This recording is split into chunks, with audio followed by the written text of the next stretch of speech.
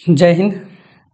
JCERT class 7 विषय जो है भूगोल का पहला चैप्टर का नाम है हमारा पर्यावरण। इस चैप्टर में हम लोग पहले चैप्टर के बारे में, हमारा पर्यावरण के बारे में पूरा चीज जानने वाले हैं, पूरा कॉन्सेप्ट को क्लियर करने वाले हैं। तो चलिए शुरू करते हैं। शुरू करने से पहले अगर आप चैनल में पहली बार विजिट किए हैं, पहली बार चैनल में आए हैं, तो चैनल को सब्सक्राइब कर लीजिए। इस चैनल पर आप लोग का स्पेशल जैक बोर्ड का एग्जाम के लिए बहुत अच्छे से तैयारी करवाया जाता है, इंपॉर्टेंट क्वेश्चन करवाया जाता है, और एक सब्जेक्ट नहीं बल्कि सारे के सारे सब्जेक्ट का जो है तैयारी करवाया जाता है। आप लोग इस चैनल से जुड़े रहते हैं तो आप ट्यूशन का जरूरत भी नहीं पड़ेगा। इसमें जो है सबसे पहले चैप्टर का कॉन्सेप्ट क्लियर करवाया जाता है, उसके बाद क्वेश्चन आंसर करवाया जाता है। तो चलिए सब्सक्राइब कर लीजिए, बेल आइकन ऑन कर लीजिए, जब जब भी वीडियो डलाएगा आप लोग का मिलते जाएगा। और जो भी आप लोग का डिमांड होता है वो कमेंट जरूर कीजिएगा। तो चलिए शुरू करते हैं। सबसे पहले हमारा पर्यावरण। पर्यावरण आखिर होता क्या है? तो पर्यावरण को हम लोग को समझना है तो सबसे पहले तो हम लोग ये चीज जानेंगे, हम लोग के चारों ओर में जितने भी चीजें दिखाई देते हैं, चाहे जो भी चीजें है ना, हम लोग के चारों ओर नजर आने वाले जितने भी चीजें हैं उन सारे को हम लोग जो है पर्यावरण कहते हैं। मतलब हम लोग के आसपास में पेड़ पौधा दिखता है ना, पेड़ पौधा दिख रहा है, पत्थर दिख रहा है, कुआं दिख रहा है, पंछी चिड़िया जो भी चीजें दिखाई देता है उन सारे को जो है हम लोग पर्यावरण बोलते हैं। तो यहाँ एक थोड़ा सा कहानी है, इस कहानी को हम लोग देखते हैं। नीलू 2 साल बाद जो है गर्मी की छुट्टी मनाने के लिए अपनी नानी के यहाँ जाती है। नीलू क्या करती है, 2 साल के बाद जो है गर्मी की छुट्टी मनाने के लिए वो अपने नानी के घर चल जाती है। अब नीलू ने देखा कि 2 वर्ष में यहाँ बहुत चीज बदल चुका है, सारा का सारा स्थिति बदल चुका है। उसने क्या देखा बदला हुआ? तो सबसे पहले नीलू का नजर उन पेड़ पर पड़ा, है ना, जहां वो अपने छोटे भाई के साथ में झूला झूला करती थी। मतलब नीलू का ध्यान, नीलू जो है 2 साल बाद गर्मी की छुट्टी में जाती है अपने नानी के घर यहाँ, लेकिन वहां उसने जो देखा वो ये देखा कि 2 साल में वहां बहुत सारा चीज जो था वो बदल चुका था। बदला क्या था कि वहां उस जिस पेड़ पर वो झूला झूलती थी वो पेड़ नहीं था जिस पर अपने छोटे भाई के साथ में झूला झूला करती थी। उसने देखा कि जहां वे पेड़ लगे थे वहां एक बड़ा सा क्या है, तालाब बन गया था। और यह देखकर वह बहुत ही दुखी हो गई कि आखिर यहाँ जो पेड़ था वहां पेड़ है नहीं, बड़ा सा तालाब है। और ये देखकर बहुत दुखी हुई क्योंकि उस पेड़ पर वो क्या करते थे, झूला झूलती थी। अब सोचने लगी कि हम अब कहाँ झूला झूलेंगे, वो पेड़ जो था उस पेड़ में हम लोग झूला झूलते थे, अब ये पेड़ नहीं है तो झूला आखिर हम लोग झूलेंगे तो झूलेंगे कहाँ? तो नीलू को जो है उदास देखकर नाना जी बोले कि नीलू क्या हुआ, तुम बहुत ही दुखी लग रही हो। तो नीलू बोलती है कि नाना जी जो यहाँ पेड़ था बड़ा सा, वो पेड़ अब तो यहाँ है नहीं, वो कहाँ चला गया वो पेड़? तो उसने पेड़ को जो है उसने पेड़ों को काट कर यहाँ जो है वो तालाब का निर्माण क्यों किया गया, है ना। मतलब वहां पेड़ था जिस पर ये नीलू झूला झूला करती थी, उस पेड़ को काट कर इस जगह पर क्या बना दिया गया था, तालाब बना दिया गया था। अब नाना जी ने कहा कि बेटा यह सरकारी जमीन था, है ना, ये जमीन जो था वो किसी का नहीं था बल्कि सरकारी था। और सरकार ने गांव वाले के लिए जो पानी का कमी होता है, जल का कमी होता है, उसको दूर करने के लिए क्या किया कि यहाँ पर जो है वो अच्छे से जो है बड़ा सा तालाब जो है वो कटाई करवाया गया, है ना, पेड़ों को काट के और यहाँ जो है तालाब का निर्माण करवाया गया। परंतु तालाब में मेड़ पर, तालाब का जो मेड़ है जो कि उस पर जो है पुनः से जो है सरकार ने बहुत सारे पेड़ लगवाए हैं। और फिर नीलू ने देखा कि गांव की कच्ची सड़क के स्थान पर पक्की सड़क ले लिया है। मतलब पहले जो था गांव में कच्चा सड़क था, है ना, पक्का वाला नहीं था, तो उसके जगह पर भी बदलाव में क्या देखी नीलू, तो नीलू यही बदलाव देखी कि वहां जो है वो कच्चे सड़क की जगह में पक्का सड़क बन चुका है। और गांव के अधिकतर घर में शौचालय का भी निर्माण, पहले शौचालय नहीं हुआ करता था, तो गांव में अधिकतर जो घर था उसमें क्या परिवर्तन देखती है नीलू की शौचालय भी बन गया है। अब इस तरह से नीलू जो है यह अनुभव किया कि पिछले वर्ष में आसपास में क्षेत्र में जो बहुत से अधिक परिवर्तन हो गया। मतलब नीलू ये चीज सोचती है कि पिछला साल कितना चीज था और अब जो है उससे भी बहुत ज्यादा चीजें हो गई। मतलब 2 साल में इतना सारा चीज परिवर्तन हुआ है। जब छुट्टियां बिताने के बाद नीलू अपने स्कूल गई तो वह वर्ग शिक्षिका और बच्चों से छुट्टियां के सदुपयोग के बारे में पूछा। मतलब कोई भी छुट्टी होता है तो वहां टीचर पूछता है कि अब बताओ कि तुम इतने दिन के हॉलीडे में छुट्टी में क्या क्या कार्य किया नहीं किया, वो सारा चीज। तो नीलू ने अपने नाना के गांव के जो भी चीजें बदलाव हुआ था उसके बारे में बताती है कि मतलब हम छुट्टी में यहाँ गए थे और वहां ये सारा चीज देखे, वहां ये चीज बदलाव हुआ था। शिक्षक ने कहा देखो कैसा हमारा पर्यावरण बदल रहा है। नीलू ने तुरंत अपने वर्ग शिक्षक से एक प्रश्न किया, आखिर ये पर्यावरण क्या होता है? टीचर बोला कि देखो तो हम लोग का पर्यावरण जो है कितना बदल रहा है, मतलब प्रतिदिन जो है कुछ ना कुछ बदलते ही जा रहा है। तो अब नीलू को समझ में नहीं आया कि अगर ये पर्यावरण क्या होता है। तो शिक्षक फिर उसको बताते हैं कि शिक्षक ने बताया कि वे सारे वस्तुएं, है ना, वे सारे के सारे वस्तुएं जो हमारे चारों ओर दिखाई पड़ते हैं, उसी को जो है हम लोग क्या बोलते हैं, पर्यावरण बोलते हैं। अब नीलू ने कहा कि इसका मतलब स्कूल हो गया, भवन हो गया, मेज हो गया, ये सारे चीज पर ये जो है पर्यावरण है। हाँ बिल्कुल, मैदान, खेल का मैदान हो गया, यहाँ तक कि सड़क, कूड़ा करकट मेरे लिए भी जो है वो दोस्त है ना, जो दोस्त है वो भी सारे क्या कहलाएंगे, पर्यावरण कहलाएंगे। मतलब पर्यावरण ये चीज होता है कि हम लोग के चारों ओर में चाहे जो भी चीजें हो, चाहे कुछ भी हो, हम लोग के चारों ओर में जो नजर आ रहा है, हम लोग देख जिसको पा रहे हैं, वो सारे क्या है, तो पर्यावरण है। तो शिक्षक ने बोला हाँ, सभी के सभी जो है हम लोग के दोस्त वगैरह जो है वो सारे क्या है, पर्यावरण है। लेकिन कुछ वस्तुएं का निर्माण प्रकृति ने किया है, कुछ कुछ ऐसा पर्यावरण है जो कि हम लोग नहीं बना के, बल्कि वो प्राकृतिक तरीका से बना हुआ है। जैसे कि पहाड़ हो गया, है ना, हम लोग के पहाड़ भी हम लोग के आसपास में नजर आता है, तो पहाड़ को तो कोई मनुष्य नहीं बनाया, तो पहाड़ भी क्या है, एक तरह का पर्यावरण है। समुद्र हो गया, पेड़ हो गया, प्राणी, ये सारे के सारे जो है क्या है, तो सारे के सारे पर्यावरण है। जबकि अन्य का प्रयोग जो है, अन्य का निर्माण, जैसे कि कुछ जो है वो प्राकृतिक तौर तरीका से जो है वो बना है, लेकिन कुछ का निर्माण जो है मनुष्य के द्वारा किया गया है। जैसे कि सड़क हो गया, घर हो गया, रेल हो गया, कपड़ा हो गया इत्यादि, ये सारा कौन बनाया है, तो मनुष्य बनाया है। फिर शिक्षक ने कहा कि अब सभी छात्रों जो है, जितने भी छात्र हैं, वो अपने घर के आसपास में जितने भी चीज दिखाई देते हैं, चाहे वो प्रकृति हो, चाहे मानव के निर्मित द्वारा बनाया गया हो, वो सारे जो है ना वो लिख के लाना है। मतलब शिक्षक बोलते हैं कि जितना भी तुम लोग के आसपास में जितने भी चीजें दिखाई देगा, वो सारा क्या करना है, चाहे वो प्राकृतिक तौर तरीका से पनपा हो, या फिर तो उसको कोई मनुष्य बनाया है, वो सारा का सूची बनाना है, लिस्ट बनाना है, और उसको क्या करना है, लिख के स्कूल में लाना है। तो सभी बच्चे ने सोचने लगे कि वह हमारे घर के आसपास में कौन कौन सी वस्तुएं हैं, है ना। तभी नीलू ने एक और प्रश्न किया कि हमारा पर्यावरण क्यों बदल रहा है। ठीक है, हम लोग का पर्यावरण जो था वो बदल चुका है, बहुत सारा बदला हुआ है। पहले कच्चा सड़क होता था, कच्चा मकान होता था, लेकिन अब पक्का सड़क, पक्का मकान, बहुत सारा स्कूल, कॉलेज, ये सारा चीज खुल गया। तो ये सब परिवर्तन क्यों हो रहा है, तो शिक्षक जो बताते हैं, शिक्षक बोलते हैं कि ऐसा हमारी जरूरत के कारण हो रहा है। हम लोग को जिस तरह का जरूरत पड़ रहा है ना, उसके हिसाब से मनुष्य अपना अपना काम करते जा रहा है। जैसे मान लीजिए पहले कच्चा का घर होता था, लेकिन उसमें दिक्कत यह था कि खपरा के घर में जो है वो पानी चूता था, या इस तरह से थोड़ा कुछ कुछ दिक्कत होता था। तो अपने जरूरत के हिसाब से लोगों को लगा नहीं कि इसे पक्का वाला घर बनाना चाहिए, उस हिसाब से जो है वो अपना जरूरत के हिसाब से अन्य चीजें बना रहा है। पहले जो था कच्चा सड़क होता था, है ना, तो आदमी लोग क्या किया, जरूरत के हिसाब से, जिस तरह मतलब पक्का सड़क बनेगा तो ज्यादा दिन तक चलेगा। तो ऐसा इसलिए पर्यावरण में बदलाव इसलिए होता है, शिक्षक ने बताया कि बदलाव इसलिए पर्यावरण में इतना हो रहा है क्योंकि मनुष्य का जरूरत है ना, मनुष्य का जितना ज्यादा जरूरत है, वो जरूरत को पूरा करने के लिए, वो अपने काम को आसानी करने के लिए जो है वो पर्यावरण को परिवर्तन कर रहा है। अब जैसे कि इस गांव में मान के चलिए कोई गांव में स्कूल नहीं है, तो मनुष्य के अभी के डेट में जो है वो कौन नहीं साक्षर बनना चाहता है, कौन नहीं पढ़ना चाहता है, सब चाहता है, लेकिन स्कूल रहे तब तो। अब जरूरत किस चीज का, स्कूल का जरूरत है। तो ऐसा स्थिति में जो है वो मनुष्य वहां क्या बनवाएगा, स्कूल बनवाएगा। तो अपने जरूरत के हिसाब से क्या करवाया है, वो स्कूल बनवाया। तो ऐसे में हम लोग कह सकते हैं कि जितना भी हम लोग के आसपास में पर्यावरण में बदलाव आ रहा है, वो सारा चीज हम लोग के जरूरत के हिसाब से, जरूरत के कारण बदलाव आ रहा है। हम अपनी जरूरत को पूरा करने के लिए जो है प्रकृति में जो भी चीज उपलब्ध है, उस वस्तु को हम लोग दोहन कर रहे हैं, मतलब अंधाधुंध प्रयोग भी कर रहे हैं, और नया नया जो है वो वस्तु का निर्माण भी कर रहे हैं। इसी तरह से हम लोग का प्राकृतिक पर्यावरण में भी परिवर्तन करते हैं, और कभी कभी इसको नष्ट भी कर देते हैं। और इस पर्यावरण से हम लोग जो है वो क्या करते हैं, जितने भी अंधाधुंध प्रयोग करते हैं, जो भी प्राकृतिक संसाधन है उसको खूब अंधाधुंध प्रयोग किया जा रहा है, क्योंकि उसको तो कोई बनाया नहीं, प्राकृतिक तौर तरीका से जन्मा है, और उसमें किसी एक आदमी का अधिकार नहीं होता है, इस वजह से जो उसका अंधाधुंध प्रयोग किया जाता है। लेकिन ऐसा गलत है ये। अब ऊपर में जो वार्तालाप हुआ है, बात विचार हुआ है, तो उसके हिसाब से हम लोग नीचे समझेंगे कि किसी भी जीवित प्राणी के चारों ओर पाए जाने वाले, चाहे वो वस्तु है, जगह है, प्रकृति है, या आदि जो भी है ना, जो प्राणी के दैनिक जीवन में किसी न किसी रूप से वो क्या करता है, वो प्रभावित करता है, उसी को हम लोग पर्यावरण कहते हैं। मतलब ऊपर में हम लोग इतने सारे चीज देखें, तो यहाँ इस चीज से हम लोग ये समझ सकते हैं कि किसी भी, है ना, किसी भी जीवित प्राणी के चारों ओर जो भी चीज पाया जाता है, चाहे वस्तु हो, चाहे स्थान हो, चाहे प्रकृति हो, या आदि प्राणी भी हो, जो दैनिक जीवन किसी मनुष्य के जो है, प्राणी के दैनिक जो जीवन है, दिनचर्या है, उसको किसी न किसी प्रकार से वो क्या कर रहा है, प्रभावित कर रहा है। तो उसी को हम लोग क्या कहते हैं, पर्यावरण कहते हैं। अब इस प्रकार से पर्यावरण का मतलब क्या होता है वो हम लोग समझेंगे। पर्यावरण जो है परि, है ना, परि जोड़ आवरण शब्द से मिलकर बना हुआ है पर्यावरण। अब परि का मतलब होता है चारों तरफ, और आवरण का मतलब होता है घेरा हुआ, है ना, घेरा।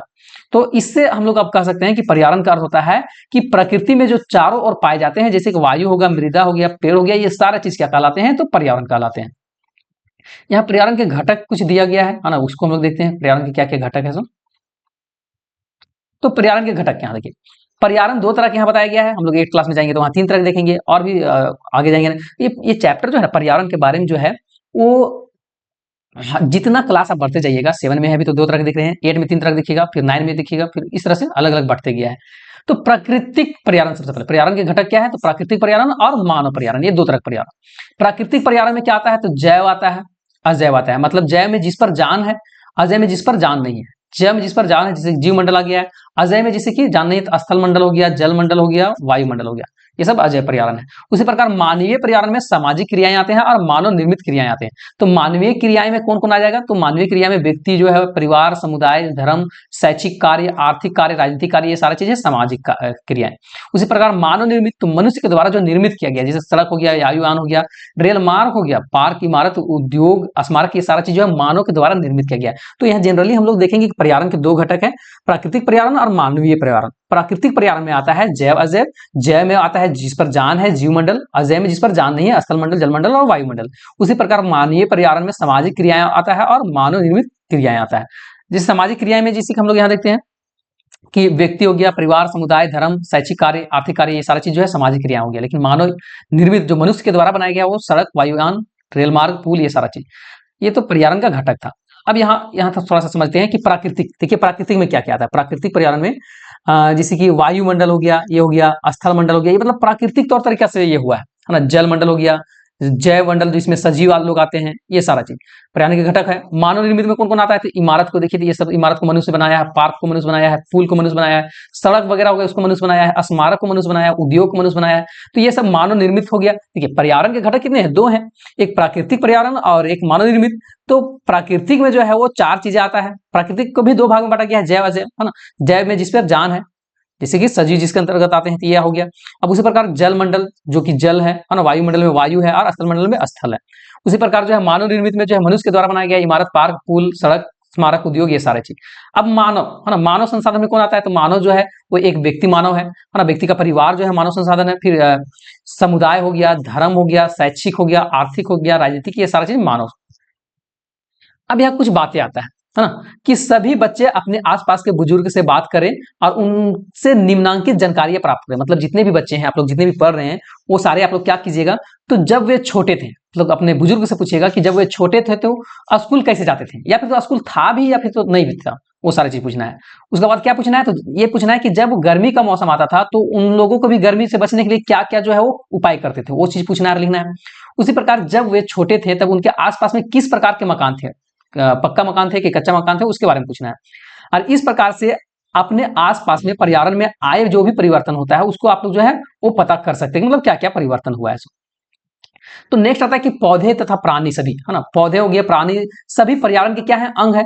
और यह प्राकृतिक एवं मानव निर्मित परिघटनाओं का मिश्रण है। मतलब पौधा हो गया, प्राणी हो गया, ये सारे के सारे पर्यावरण का ही क्या है? एक तरह का भाग है। और ये प्राकृतिक और मानव निर्मित दोनों से मिश्रित है। कुछ को प्राकृतिक तरीका से हुआ है और कुछ जो है मानव निर्मित के तरीका से हुआ है। अर्थात पर्यावरण के दो रूप है, प्राकृतिक पर्यावरण एवं मानव निर्मित पर्यावरण। प्राकृतिक पर्यावरण में क्या आता है? तो प्राकृतिक पर्यावरण में पृथ्वी पर जैव एवं अजैव दोनों आता है, परिस्थितियां में सम्मिलित है। जबकि मानवीय पर्यावरण में मानव से परस्पर क्रियाएं जो है, उनकी गतिविधियां एवं उनके द्वारा बनाई गई रचनाएं जो है वो इसमें शामिल किया गया है, जो कि मतलब मनुष्य के द्वारा जो भी बनाया गया।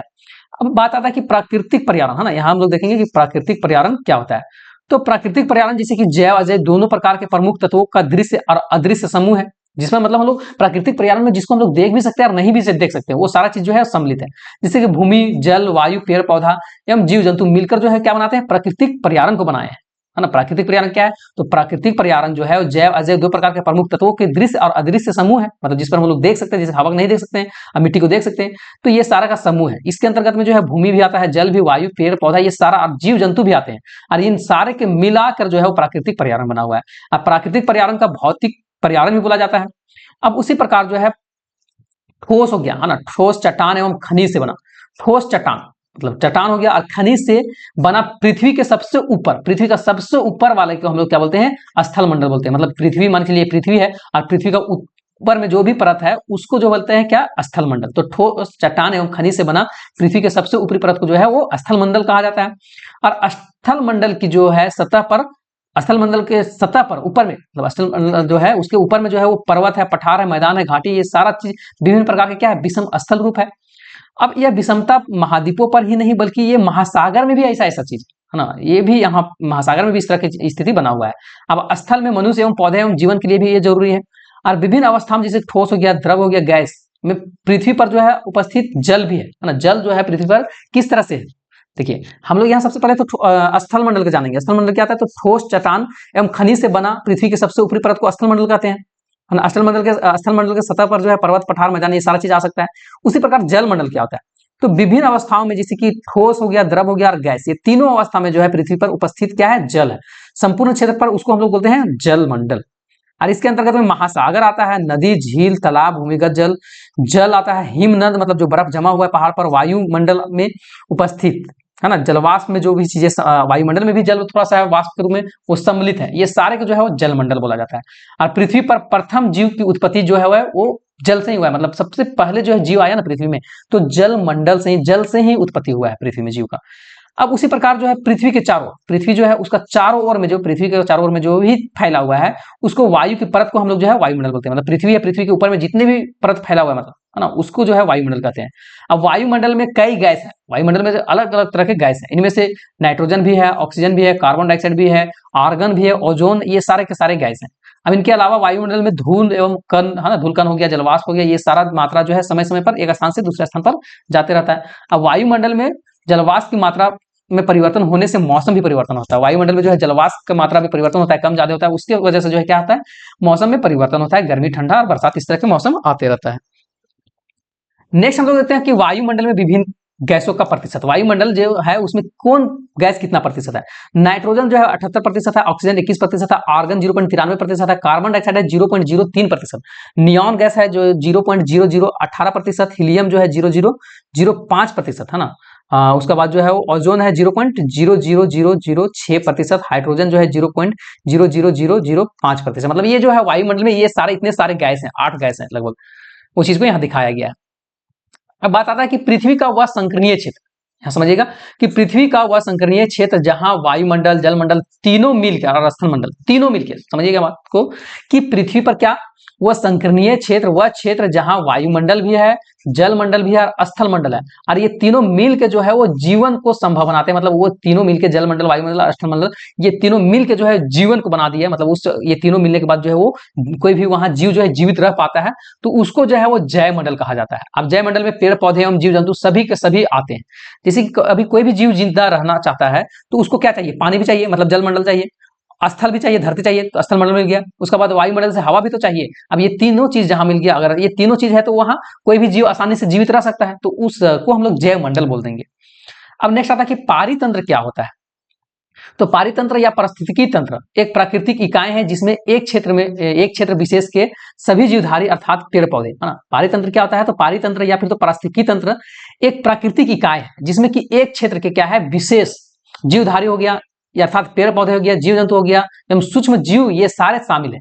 ये जीवधारी अपने अजैव पर्यावरण के साथ में अंतक्रिया करके संपूर्ण जैविक इकाई बनाते हैं। इस प्रकार जो है पारितंत्र एक दूसरे पर आश्रित अवयवों का एक इकाई है जो कि आवास को बांटते हैं। अतः यह एक पारितंत्र में सभी जीव और जैव अजैव घटक शामिल है। मतलब यहाँ समझिएगा पारितंत्र क्या होता है, तो पारितंत्र में सजीव और निर्जीव चीज मिलके है ना, पारितंत्र में क्या होता है कि सजीव और निर्जीव मिलके जो है वो जीवन को संभव बनाता है। जैसे कि मान चलिए कि जल है तो जल में निर्जीव भी चीज रहता है और सजीव चीज भी रहता है, और वो दोनों मिलके जो है वहां भी जीवन बना दिया है ना। उसी प्रकार जो है स्थल में सजीव निर्जीव दोनों रहता है, बगीचा में है ना, ये सबको हम लोग पारितंत्र बोलेंगे। मतलब जहां सजीव और निर्जीव दोनों रहते हैं यार एक दूसरे पर निर्भर रहते हैं है ना, तो वो उसको हम लोग क्या बोलेंगे, पारितंत्र बोलेंगे। नहीं समझ में आया फिर से समझिए क्या है कि पारितंत्र क्या होता है, तो जहां सजीव और निर्जीव है ना, क्या सजीव और निर्जीव दोनों मिलकर क्या करता है, जीवन बनाता है। मतलब दोनों एक दूसरे पर आश्रित रहता है, उसको हम लोग पारितंत्र बोलते हैं। जैसे कि उदाहरण के हिसाब से मैं समझते हैं, यदि आप बगीचा में जाएं तो विभिन्न प्रकार के पौधे देखेंगे, घास, वृक्ष, गुलाब, चमेली, सूर्यमुखी जैसे फूल देखेंगे, सजावट वाला पौधे, मेढक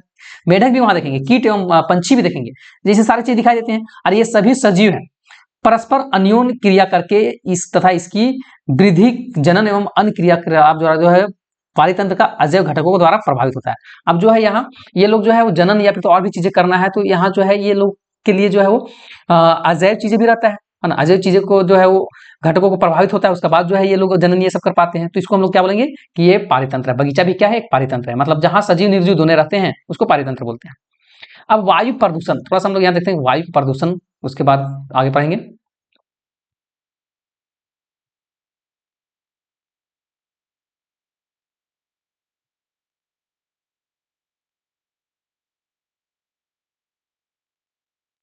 अब यहाँ आगे देखेंगे हम लोग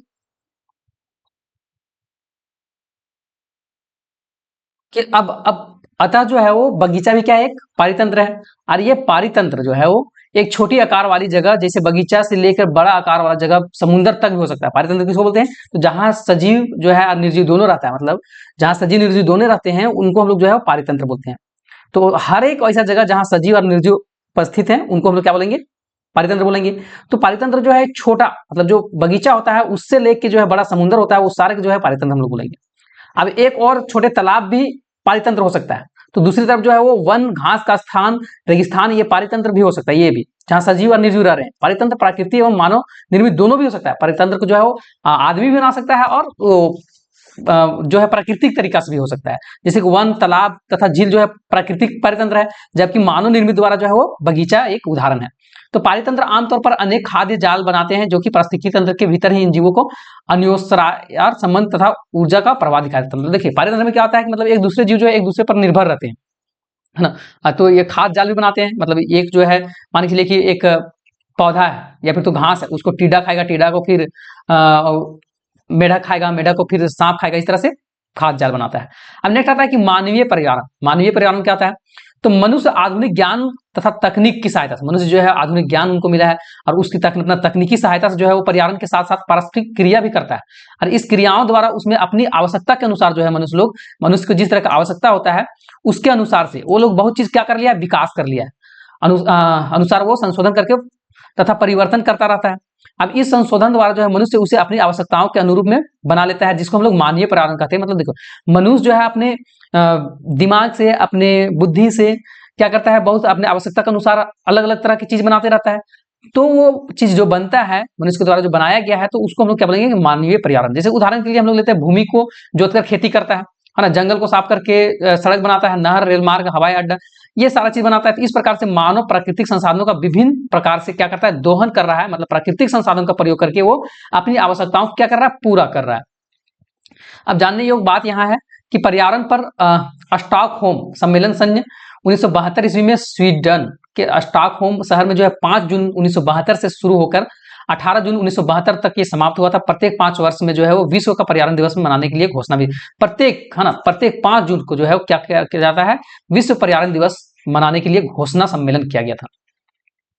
नेक्स्ट आता है परितंत्र। यहां देखिए परितंत्र में क्या है कि मानव निर्मित पारितंत्र और प्राकृतिक पारितंत्र। मानव निर्मित में कौन हो जाएगा? जैसे खेत हो गया, जलाशय हो गया, बगीचा, ये सब मनुष्य के द्वारा जो पारितंत्र बनाया जाता है उसको बोलते हैं मानव निर्मित पारितंत्र। और प्राकृतिक में 2 तरह का आता है, जलीय पारितंत्र और भौमिक पारितंत्र।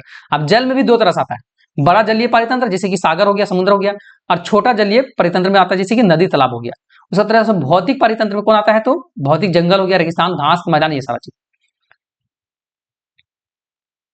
तो पूर्ति करता है। उसके बाद एक मानव निर्मित या फिर तो मानवीय पर्यावरण को जन्म देता है। इस प्रकार से मानव ने जो है वो पर्यावरण का उपयोग करके उसमें से परिवर्तन करने में कई तरीका का सीख लेता है। मतलब मानव जो है वो प्राकृतिक पर्यावरण का प्रयोग कर करके वो तरह तरह की चीज जो है वो करने के लिए सीख लेता है। अब बात आता है कि पर्यावरण प्रदूषण क्या होता है ना। तो पर्यावरण प्रदूषण मनुष्य जो है विभिन्न क्रियाकलाप के कारण जो है पर्यावरण में अवांछित तत्व, मतलब पर्यावरण में कुछ भी बेकार की चीज मिल गया है, पर्यावरण में जो भी चीज बेकार की चीजें मिला हुआ है जो कि जरूरत नहीं है वैसा चीज पर्यावरण में मिल गया है, तो हम लोग उसको बोलते हैं पर्यावरण प्रदूषण, तथा इसे प्रदूषित करते हैं। और प्रदूषण प्राकृतिक पर्यावरण को दूषित करता है, जो हमारे सामान्य जीवन को भी क्या करता है? प्रभावित करता है। अब किसी भी प्रकार का प्रदूषण हमारे प्राकृतिक पर्यावरण और पारितंत्र में अस्थिरता और सामान्य जीवन में असुविधा क्या करता है? उत्पन्न कर देता है। अब यह प्राकृतिक व्यवस्था को अवस्थित कर देता है, जिसके हम लोग के प्राकृतिक संतुलन को बिगाड़ देता है। मतलब देखिए कि क्या होता है कि पर्यावरण में कोई भी अवांछित चीज, मतलब बेकार की चीज मिल गया है और उससे हम लोग का जीवन में क्या करता है? असुविधा को उत्पन्न कर देता है। और असुविधा के उत्पन्न करने के बाद जो है प्रकृति में जो भी चीज है संतुलन को बिगाड़ देता है।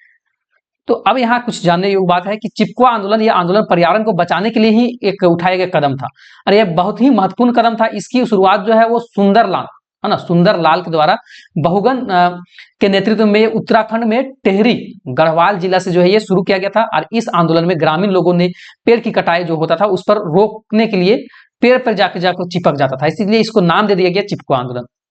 नेक्स्ट आता है पर्यावरण प्रदूषण के कारण। पर्यावरण प्रदूषण के क्या कारण हो सकता है? तो प्रदूषण में पर्यावरण के सभी घटकों प्रभावित होते हैं। मतलब प्रदूषण जब होता है ना, तो पर्यावरण के जितने भी घटक हैं, जो भी घटक है वो सारा सारा प्रभावित होता है। अभी पर्यावरण के घटक बताए थे, है ना, पीछे। तो पर्यावरण जो है वो प्रदूषण हो रहा है तो सभी घटक क्या होता है? प्रभावित होता है। और प्रदूषण के विभिन्न प्रकार के, जैसे कि वायु प्रदूषण भी होता है, जल प्रदूषण भी, मिट्टी प्रदूषण, ये सारा चीज प्रदूषण इससे होता है। अब वायु प्रदूषण क्या होता है? तो वायु में बेकार की चीज है ना, वायु में अधिक मात्रा में कार्बन डाइऑक्साइड और कार्बन मोनोऑक्साइड की मात्रा बढ़ जाता है, जो कि कहां से निकलता है ये सारा चीज, तो कारखाना से निकलता है, घर के ईंधन जो जलाते हैं उससे निकलता है, धुआं से निकलता है। अब ये क्या होता है कि वायु में सल्फर डाइऑक्साइड और नाइट्रोजन डाइऑक्साइड की उपस्थिति होना, जो जो पेट्रोलियम पदार्थ में मोटर गाड़ी इत्यादि से निकलते धुआं में होता है। यहां समझिएगा वायु प्रदूषण के कारण क्या है, वायु प्रदूषण क्या होता है, तो वायु में जो है ना, वायु में अधिकतर मात्रा में, वायु में अगर बेकार की चीजें मिल गया है तो उसको हम लोग वायु प्रदूषण बोलते हैं।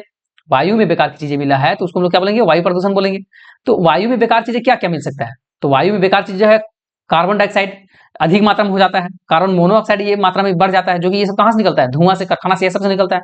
अब जिसके कारण जो है वायु में सल्फर डाइऑक्साइड और नाइट्रोजन ऑक्साइड ये सारा चीज का उपस्थित हो जाता है, जो कि पेट्रोलियम पदार्थ जिसमें मोटर गाड़ी के धुआं से ये निकलता है। अब इसके वजह से जो है वो वायु प्रदूषण होता है, मतलब वायु में बेकार की चीज मिला है तो वायु प्रदूषण कहलाएगा। उसी प्रकार जल में अगर अवांछित चीज बेकार की चीज मिल जाता है तो उसको जल प्रदूषण बोलेंगे। जैसे कि विभिन्न उद्योग से, कारखाने से जहरीला रसायन स्राव से, कृषि कीटनाशक हो गया प्रयोग, कृषि में हम लोग कीटनाशक प्रयोग करते हैं, दवाई छींटते हैं, मिट्टी और कचरों के जो है कुप्रबंध आदि जल जो है प्रदूषण का मुख्य कारण है। मतलब देखिए जल प्रदूषण क्या है, तो जल में बेकार की चीज मिल गया तो उसको जल प्रदूषण बोलते हैं। अब जल में बेकार की चीज क्या मिल सकता है, तो जो कीटनाशक दवाई हम लोग छिड़कते हैं वो मिल सकता है, उद्योग से जो कचरा निकलता है वो चीज मिल जाता है पानी में, इसके वजह से। अब भूमि प्रदूषण क्या कैसे होता है, तो भूमि में अधिक मात्रा में जहरीले कीटनाशक, अधिक रासायनिक खाद हम लोग डालते हैं, उसके कारण जो है भूमि प्रदूषण होता है।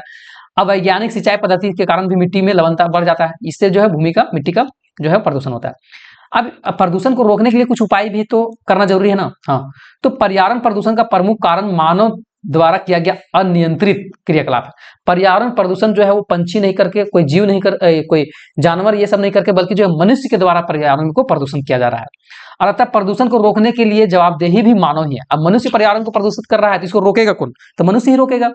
तो एक साथ मिलकर किए गए छोटे छोटे सहयोग के, मतलब अगर सब कोई अगर एक साथ मिलकर छोटे छोटे सहयोग करते हैं पर्यावरण में प्रदूषण को रोकने के लिए, तो इसके लिए निम्न कार्य किया जाना चाहिए। क्या क्या कार्य आप लोग मिलकर कर सकते हैं, तो अपने आसपास पेड़ लगाने तथा उसकी सुरक्षा मदद करना चाहिए ताकि पर्यावरण प्रदूषण ना हो। दूसरा काम आप कर सकते हैं कि घर के आसपास में जल जमाव को नहीं होने दें।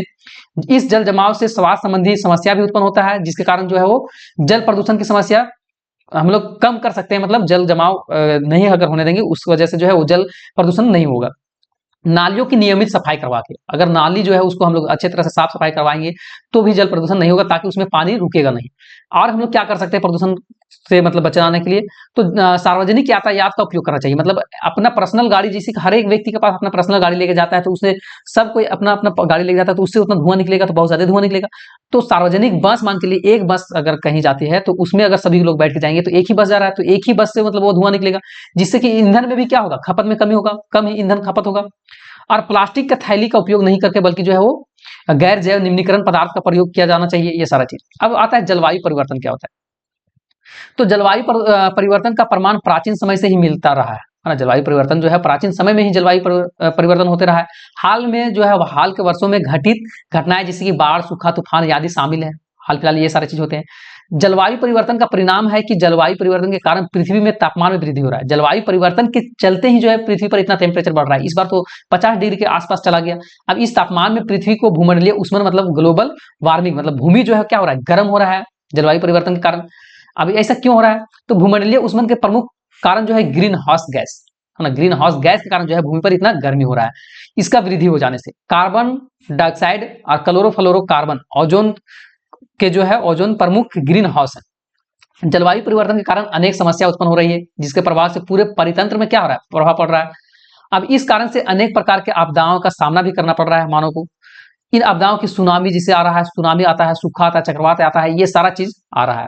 अब इन समस्याओं को समाधान कैसे कर सकते हैं, तो इन समस्याओं का समाधान करने हेतु विश्व, पूरा दुनिया के स्तर पर जो है अनेक प्रयास भी किया गया था।